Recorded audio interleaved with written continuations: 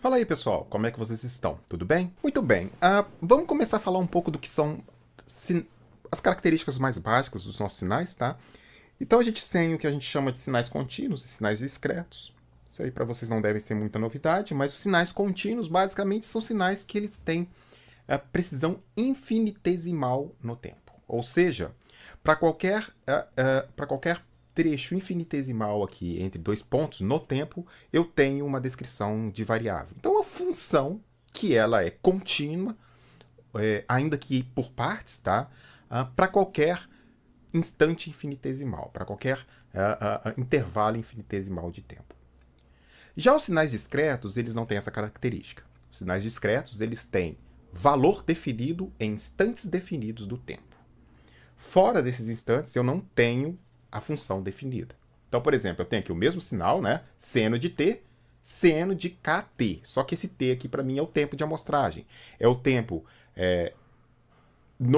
o intervalo no tempo, na escala de tempo para o qual eu tenho duas variáveis, duas medidas desse sinal. Tá? Então, no interior aqui de um intervalo de 0 a 1 segundos, eu não tenho nada, não está definido nada nesse intervalo. Eu só tenho pontos onde ocorre um valor inteiro vezes esse tempo. Então, eu tenho em 0 segundos, em 0,1 segundos, em 0,2 segundos e assim sucessivamente. Mas no intervalo entre esses pontos, no intervalo entre eles, eu não tenho sinal definido. Por isso a gente chama de discreto. Ele é discreto no tempo. Ele tem informação em apenas instantes discretos no tempo. Tá? Uma função muito importante para a gente estudar sinais, e sobretudo para trazer os sinais contínuos para o nosso mundo discreto, que vai ser o tópico principal, o assunto principal dessa disciplina, é o sinal delta de Dirac. O sinal delta de Dirac foi proposto aí pelo Paul Dirac, né, um físico bastante importante, tá? Tá aí uma biografia rápida dele. O sinal delta de Dirac, ele é basicamente o seguinte: para um dado instante de tempo t igual a, essa função vale infinito. Ela é impulsiva nesse instante. E para qualquer outro instante ela vale zero.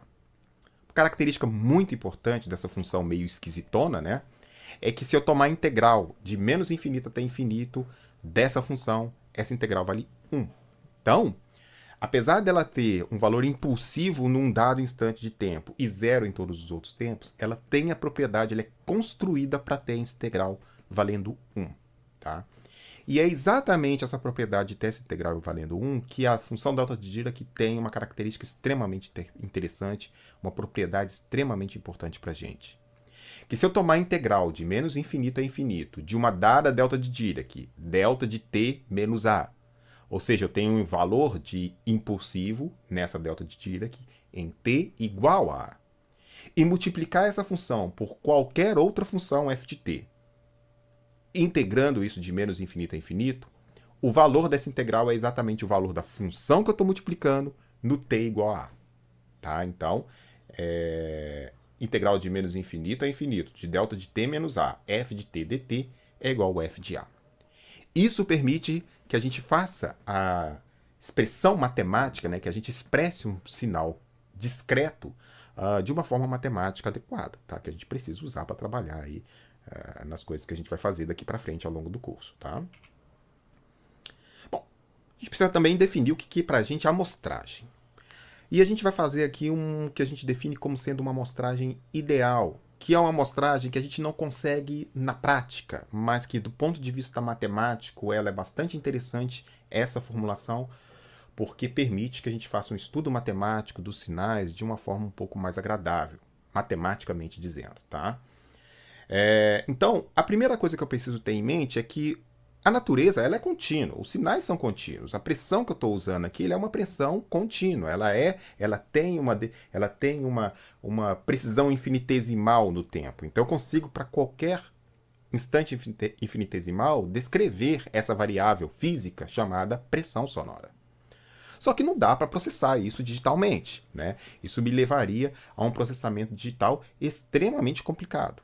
Então eu tenho que fazer, de alguma forma, transformar esse sinal contínuo em a sua representação discreta, por pulsos ao longo do tempo, para poder fazer esse trabalho no meu computador. Tá? E esse processo é conhecido como amostragem. Essa amostragem ideal ela é mais ou menos assim.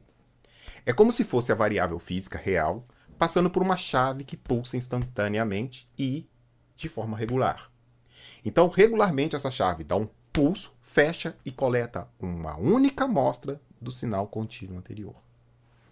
Estou aqui na figura. Eu tenho aqui o R de T, que é o meu sinal contínuo, físico. Estou passando isso aqui por uma chave abre e fecha, que instantaneamente ela toca aqui e transmite uma única amostra do R de T para o R de K, e depois ela abre.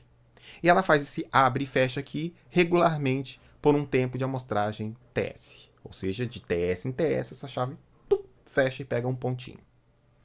Então a minha variável contínua, que é essa curva azul aqui, depois que eu passo pelo amostrador, ela vira esses pontinhos vermelhos aqui, essas bolinhas vermelhas, que é exatamente a expressão desse sinal contínuo por meio das suas amostras discretas.